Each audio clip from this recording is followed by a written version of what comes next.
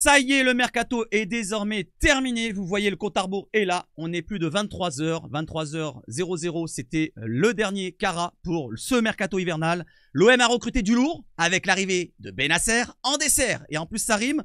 Donc, un nouvel Algérien après l'arrivée de Gouiri. Est-ce qu'il y en a un troisième dans ce mercato?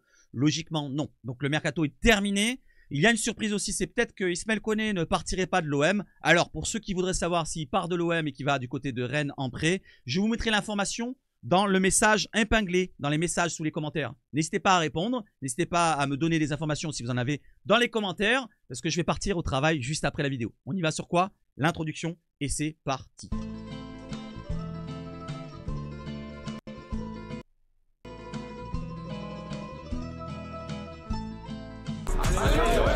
Et allez l'OM, les derniers fax, comme on me dit dans le chat, je ne pense pas que ça soit fait entre l'OM et Ismaël Koné et Rennes, à moins que je me trompe. Ça peut être annoncé dans les prochaines minutes. On fera un point en fin de vidéo pour voir s'il n'y a pas une annonce. Ok? Allez, pour commencer, Pablo Longoria qui nous dit que le travail de Benassia est énorme. On est très content de l'avoir à l'OM. Il nous dit du côté des RMC dans son interview, il est passé à 22 h pendant une demi-heure, trois quarts d'heure. Je ne sais pas le temps exact, je ne l'ai pas écouté, j'étais avec vous en live.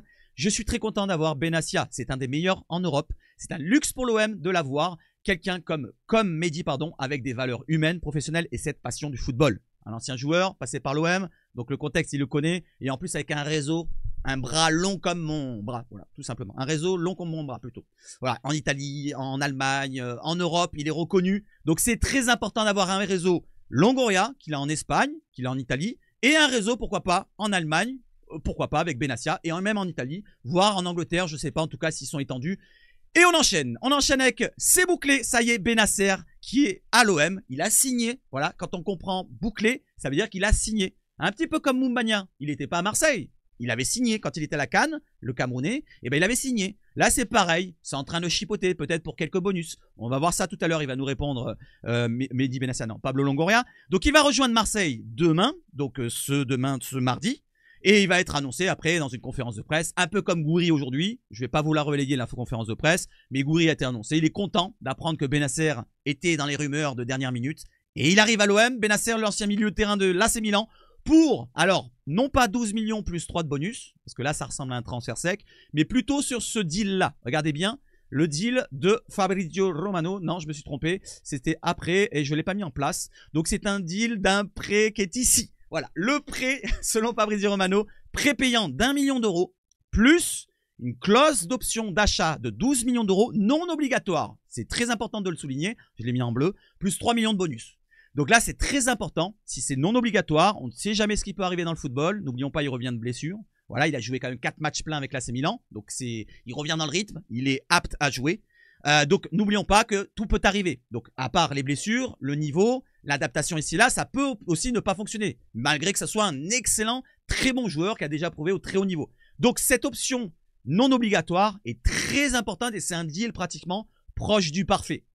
Maintenant revenons un petit peu. Comme vous voyez, je vous ai dit c'est signé. Et il a rajouté RMC Sport, Fabrice Hawkins, l'OM a signé. Ismaël Benasser a signé à l'OM plutôt. On enchaîne. L'OM travaille avec ses avocats pour compléter le deal Benasser. Là, c'est vraiment les petits derniers détails pour les bonus, les ci, les là. Mais sinon, il a signé. Voilà, il est en accord avec l'OM pour le principal du transfert. Donc, il arrive à l'OM. Il sera demain à Marseille. Il y aura du monde. Je ne sais pas à quelle heure, peut-être le matin, l'après-midi. Mais en tout cas, il arrivera. Ça sera blindé à Marignane. Donc, un joueur qui va faire un effort aussi sur son salaire. Il va signer 4 ans et demi. Là, comme vous le voyez, il va faire un effort financier avec un salaire qu'il avait du côté de l'AC Milan pour 142 000 € par semaine. C'était un peu rédhibitoire pour nous puisque c'est le plus gros salaire qu'on aurait dans l'effectif. Donc, ça fait 7,4 millions par an. Mais si on compare à celui de l'OM, ça équivaut au premier salaire, bien sûr, mais on n'est pas loin de Rabiot. Donc, on peut penser qu'il aura un petit peu un salaire à la Rabiot, c'est-à-dire à première place 120 000 par semaine ou 6,4 millions par an, ce qui correspond environ à 520 000, 530 000 par mois. Je pense qu'on va être dans ces eaux-là. Après, je ne suis pas comptable. Moi, ce qui m'intéresse, c'est le terrain. Et ce qui nous apporte dans le terrain, c'est énorme. Donc, bienvenue à toi, Ismaël. Si tu viens à l'OM, en tout cas, je pense que tu vas venir. Et je te souhaite plein de bonheur, comme à Amine Gouiri et comme à tous les joueurs qui arrivent maintenant. Là, par contre, il y a un côté négatif. Le côté négatif, c'est ses blessures. À répétition, ou plutôt sur plusieurs saisons, en écart, vous avez 5 saisons. Et vous avez 3 saisons où il a été blessé plus de 20 matchs. 21 matchs pour cette saison-là, 39 matchs pour la saison 2022-23 et 28 matchs pour la saison 20-21. Donc c'est un joueur qui est souvent blessé. Mais comme on le voit là, s'il a été blessé cette saison, bon, l'année prochaine, il sera plus blessé. Donc c'est fini pour les blessures, au moins pour l'année prochaine, si on le prend dans ce sens-là. Et après, de toute façon, les statistiques sur les blessures, sur les buts, sur ces là, c'est fait pour être démonté. Les statistiques ne sont pas vraiment régulières dans la vraie vie. Donc on va voir si ça va se passer. Je lui souhaite de ne pas se blesser et qu'il soit en pleine forme. Une petite anecdote précise pour pourquoi il a voulu venir, c'est surtout que le joueur a voulu se rapprocher de sa famille, originaire d'Arles, et Benassia a joué plutôt de sa relation avec le joueur pour le convaincre de venir rejoindre l'OM. Donc comme je vous l'avais dit, ça parle peut-être en soum-soum depuis très longtemps, dans le live j'en ai parlé. Donc j'avais parlé dans ma vidéo d'hier que pourquoi pas avoir cette piste-là, Benasser, ressortir vu que Fagioli ça traînait. D'ailleurs, Fagioli ne viendra pas à l'OM, il va du côté de la Fiorentina, ou je sais pas où il va, mais en tout cas, je m'en fous. Donc, il voulait choisir Fiorentina, bah, reste à la Fiorentina. Donc, lui nous arrive de l'AC Milan, et c'est encore mieux. Si on considère maintenant, c'est Pablo Longoria qui nous répond, si on considère Kondogbia comme un défenseur, il faut alors maintenant considérer, bien sûr, le milieu qui arrive comme un renfort au milieu. Donc, Kondogbia va derrière, donc on ne recruterait pas probablement de défenseur. Donc, on aurait plusieurs alternatives au milieu de terrain, et différentes. Là, comme ils nous le disent, et précisément, c'est marqué là, Benasser va avoir des caractéristiques qui collent parfaitement au style de jeu de De Zerbi. Donc il peut être un joueur organisateur, un 6 reculé qui va organiser le jeu. Un peu comme Højbjerg, mais Højbjerg va peut-être descendre en défense quand il faut. Et lui pareil va faire un petit peu, voilà, donc ça va permuter entre les deux. Voilà un petit peu le profil du joueur, rapidement, mais vous le connaissez tous. Benasser, superbe recrue pour l'OM, qui va nous apporter un plus en niveau, en exigence et en expérience dans tout le domaine. Même techniquement parlant, ça apporte un plus. Voilà les amis pour Benasser, le Longoria qui nous dit, qui distingue le Ronaldo OM, le hashtag Ronaldo OM du Pogba OM. Donc on va parler un peu de Pogba en disant que c'était artificiel. Donc il a précisé que Ronaldo OM c'était artificiel. Et Pogba OM, il y a un dossier qui est ouvert, on en a déjà entendu parler de ça. Donc c'est pas vraiment farfelu de penser que Pogba arrive. Et Pogba il n'est pas arrivé cet hiver, mais il peut arriver en Joker. En Joker, pas non médical, mais Joker tout simple. C'est un joueur libre. Il peut signer quand il veut, où il veut. Donc il arriverait pour jouer, pourquoi pas, quand il sera apte. Et il sera apte à partir du 11 avril, au 11 mars plutôt. 11 mars 2025, il sera apte à jouer, il pourra jouer officiellement. Donc 11 mars, si on regarde la date, ça correspond à quoi? Au Paris SG contre l'Olympique de Marseille. Un signe, je sais pas. On va pas se positionner dessus. Et juste pour terminer, je vous montre vraiment l'information. Le recrutement, regardez bien en jaune, de joueurs libres de tout contrat comme Paul Pogba est toujours possible et ce, à n'importe quel moment de l'année. En dessous, c'est joker médical, ça ne nous intéresse pas. C'est un joker, tout simple. Voilà, un joueur qui arrive libre. Allez, on enchaîne avec l'arrivée cette fois officielle d'Amar Dedić, le piston droit qui nous arrive de Salzbourg pour la somme de 11 ou 12 millions d'euros, on va voir ça tout à l'heure. Il portera le numéro 77 à l'OM, donc il sera sur le couloir droit, couloir gauche, joueur de couloir. 1,5 million d'euros, un prêt payant, plus 10 millions d'options d'achat qui seraient obligatoires selon certaines conditions, donc 50% de temps de jeu. Par contre, il y a une précision derrière, il y a Karim Attab qui nous dit que ce serait un transfert sec pour lui. Donc on va attendre de voir, c'est probablement un transfert sec de 12 millions d'euros, pourquoi pas, pour Amar Dedić, jeune joueur, 22 ans. Donc c'est forcément revendable, puisque c'est jeune. Il a un potentiel quand même assez important. Il a joué la Ligue des Champions. Il a quand même du vécu, plus de 200 matchs en pro. Donc on va prendre ça comme ça. Un joueur qui va nous apporter sur le couloir droit ou voire couloir gauche. Beaucoup de coffres, beaucoup de technique, beaucoup de vitesse pour apporter offensivement et défensivement quand il va jouer en défense bien sûr. Voilà, bienvenue à toi Amar. N'hésitez pas à le dire dans les commentaires. J'enchaîne. La présentation d'Amar Dedić sera aujourd'hui. Ah non, on n'est pas minuit. Donc demain, ce mardi, à 13h30 au centre Robert Dreyfus avec Fabrizio Ravanelli, bien sûr. Ensuite, on enchaîne Gouiri, Benasser, c'est deux Algériens. Un troisième. Est-ce qu'on va aller chercher Ben Sebaini sur cette fin de mercato? Vous allez voir dans la vidéo que non. Finalement, non, on n'aura pas d'autres défenseurs. Par contre, il y a un défenseur qui est parti, c'est Bemo Maïté. Bemo Maïté quitte l'OM pour Montpellier et on va récupérer en fin de saison 8 millions d'euros environ dans l'option d'achat. Pour l'instant, je ne sais pas s'il est obligatoire. C'est une option d'achat. Donc l'OM l'a annoncé officiellement. Et on enchaîne avec les défenseurs, avec Aaron Anselmino qui ne viendra pas à l'OM, donc next. Djikou qui ne viendra pas à l'OM, donc next. Boskagli qui ne viendra pas à l'OM, malgré que c'était un profil parfait pour l'OM. Et en plus de ça, il est blessé actuellement. Diplomatiquement, vraiment, je ne sais pas. Voilà, il voulait peut-être partir cet été, cet hiver. Il va peut-être probablement partir gratuit cet été. Et il faudra se positionner dessus, hein, parce que c'est un profil parfait. Quand vous voyez ce qu'il y a en bleu, casser des lignes par la passe, réussite des passes risquées, casser des lignes par la course, c'est tout ce que veut De Zerbi en termes de défenseur central. On veut un joueur qui prenne des risques derrière, qui relance proprement et qui casse les lignes. Et c'est ce que Boskagli fait. Donc il est vraiment au top pour notre profil de jeu demandé par De Zerbi. Il y a un autre joueur aussi qui était intéressant, c'est Kivior, le Polonais, qu'on avait cité il y a plus d'un mois.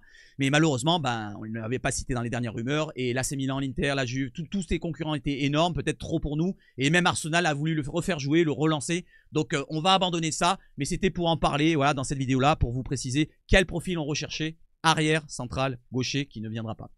Un joueur qui partira probablement pas, donc qui a marqué Here we go de Fabrizio Romano, c'est Ismaël Koné, prépayant, 1 million d'euros, assorti d'une option d'achat de 14 millions d'euros. 15 millions, on l'a acheté 12, donc ça ferait un bon coup. Par contre, il n'est pas annoncé officiellement par l'OM, ni par Rennes. Alors je ne sais pas si c'est concrétisé, si c'est signé, si c'est là, s'il a fait un petit micmac au dernier moment, lui, l'OM ou Rennes, mais pour l'instant, c'est pas annoncé, on va voir en fin de vidéo, on va le découvrir ensemble. Concernant Ismaël Bennacer et son arrivée à Amine Gouiri pendant la conférence de presse, il a dit il risque de venir à l'OM. Il était surpris. J'étais même pas au courant. Je serais ravi de l'accueillir. Et oui, un joueur de classe, ça fait plaisir. Concernant Christophe Dugarry maintenant, une petite pique. Christophe Dugarry sur Roberto De Zerbi. Voilà, il nous fait chier lui depuis un moment, depuis qu'il est plus dans le football. Je ne sais pas ce qu'il veut mettre en place en parlant de De Zerbi. Il ne propose rien. L'OM doit autobut, c'est ça. Aller chercher De Zerbi, acheter Gouiri pour te proposer ça. Je trouve les supporters extrêmement gentils. Alors, le match d'hier, je ne sais pas s'il a vu le deuxième mi-temps. Peut-être qu'il s'est arrêté, il s'est endormi avec sa quéquette dans la main en première mi-temps. Mais si tu t'es arrêté sur la première mi-temps, c'est plus pour toi le football. Reste dans le Bordeaux, le vin, ici et là.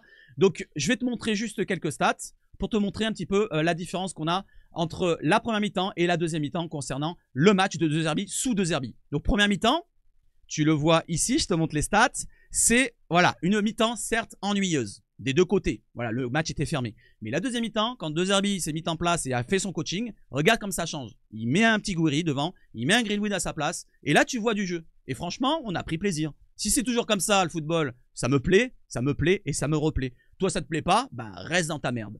Voilà, donc pour Dugarry, s'il comprend pas le football, il devrait s'arrêter d'en parler. Pour ce qui le concerne, sinon si on regarde maintenant la compo que ça pourrait donner à la fin de ce mercato, je crois que j'ai rien oublié. Ça donnerait ceci. Non, pas Boskagli, ça donnerait ceci. Voilà la compo que ça donnerait à la fin du mercato. Donc avec, en défense, la défense à 3, je parle pas de Rouli qui est toujours titulaire, Felipe Ramos qui remplace Murillo, ils sont en concurrence, Balerdi titulaire capitaine, Kondogbia quand il reviendra en forme, c'est lui normalement qui est apte à jouer à ce poste-là, même Pablo Longoria en a parlé dans la conférence de presse, Dedic à droite, préférentiel à gauche, Enrique qui prendrait la place de Merlin, donc ça va être une concurrence, Merlin aussi aura du temps de jeu, vous inquiétez pas. Højbjerg, Bennacer devant la défense, Rongier sera en concurrence, vous inquiétez pas. Rabiot, un cran au-dessus, mais ça va permuter dans le milieu de terrain, vous inquiétez pas, ça va bouger dans tous les sens. Devant Gouiri, devant Greenwood, deux joueurs qui sont mobiles, qui ne restent pas plantés devant et qui vont bouger dans tous les sens, permuter, faire des appels, revenir dans le jeu, être technique pour envoyer l'autre sur orbite. Par exemple, Gouiri qui fait un appel, Greenwood qui fait un appel, et c'est Gouiri qui lance Greenwood, et c'est Greenwood qui lance Gouiri. Donc tout peut se passer dans cette équipe, et franchement, elle est très très costaud quand on regarde le milieu de terrain, la défense. J'aurais préféré avoir un Boskagli, comme je vous l'ai dit, mais on est quand même assez costaud si on regarde bien dans tous les compartiments. Je suis content de ce mercato hivernal qui s'est bien déroulé finalement avec les départs d'Eli Wahi. On s'attendait à mieux peut-être, mais les départs de Brassier, les départs de Meïté, les départs de tout ce que vous voulez, on a fait quand même du remplacement. Mis à part la défense qui laisse un petit goût, pas amer, mais un petit goût un petit peu bizarre, on est pas mal. Je trouve qu'on est pas mal. On est très très bien même. Pour finir la saison, ça suffit amplement. On a un match par semaine, ça suffit amplement pour finir la saison sur la deuxième, voire la première place. Dernière chose à dire pour cet été, il y a des joueurs qui sont sur le départ, dont Valentin Rogier qui est en fin de contrat en 2026. C'est une bonne question, on lui a posé la question l'année prochaine, qu'est-ce qu'il pense faire à l'OM? Il n'a pas discuté encore avec le club pour prolonger. On verra bien ce qui se passe, mais s'il ne prolonge pas l'OM, Longoria l'avait dit, la nouvelle directive au club, c'est ceux qui restent un an de contrat, ça dégage ou ça prolonge. Je n'ai jamais joué à l'étranger, j'aimerais bien nous dire Roger. En tant qu'homme, découvrir autre chose, ce serait surtout humain. Une expérience à l'étranger apporte beaucoup. Une nouvelle langue, une nouvelle culture, j'ai toujours été curieux de ça. Donc il voudrait pourquoi pas aller à l'étranger et je lui souhaite de découvrir l'étranger. Voilà, pourquoi pas, il a passé un cycle avec nous. Voilà, un cycle de combien d'années? 5 ans, un truc comme ça. C'est quand même énorme. Voilà, moi je vais citer encore, je vous le dis là dans la vidéo, je vous l'annonce à l'avance. Attention à Balerdi cet été, un cycle aussi qui est passé là.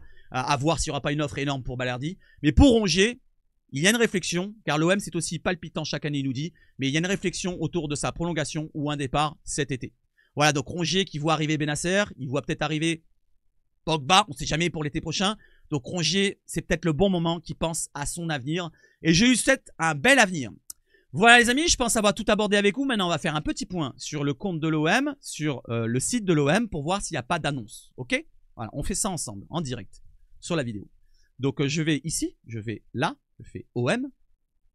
Je descends, il n'y a que des ditch. Donc Koné, il n'est pas annoncé partant. Je vais chez Rennes.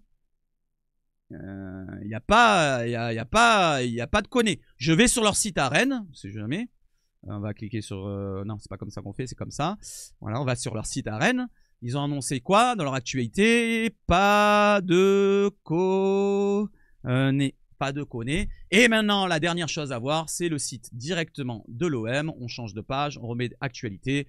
La dernière annonce, c'est Dedic. Voilà, donc pour Ismaël Koné, bah, on en reste là. Voilà, les amis. S'il y a une information qui tombe sur Ismaël Koné dans les dernières minutes, là, je vais partir au taf. Je vous le mets dans le premier message, dans la description. Voilà, description ou dans les messages. Vive le foot chez Sebach Foot. Et surtout, allez l'OM. Ciao, ciao, ciao.